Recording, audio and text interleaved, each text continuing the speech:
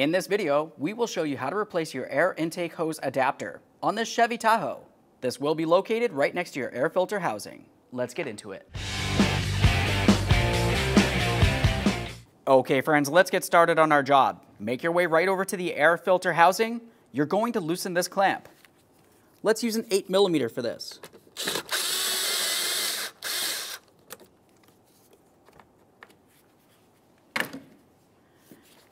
Once you have that loose, go ahead and grab onto the mass airflow sensor area and pull it off of this. Slide this away. Now we can take hold of this, we'll give it a little wiggle, and remove it from the air inlet. There it is, friends. Okay, friends, let's get ready to install our brand new air intake hose adapter. We're going to start by putting the side on the air filter housing first. Pay attention to this area. You have a notch cut out, and if you were to look along the top of the air filter housing, you have this tab that protrudes up. Let's slide this into place, aligning those two areas. This should want to slide right on.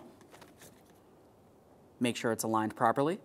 Now let's continue on to installing the mass airflow sensor into this. Slide it over. Press that all the way in as far as you can.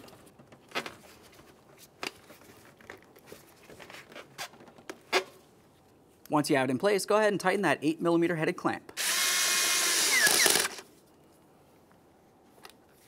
Now that you have the clamp tight, go ahead and grab onto that. We're going to give it a wiggle. You want to make sure it's completely secured to the air filter housing so no dirty air makes its way into the engine. Aside from that, go ahead and hop in the passenger compartment, start up the vehicle, make sure you don't have a check engine light, and then take it for a road test. Thanks for watching. When only the best will do, demand TRQ. The only company that lets you view before you do. TRQ is committed to offering the highest quality aftermarket auto parts that are engineered for peace of mind. Thanks for using and viewing with TRQ.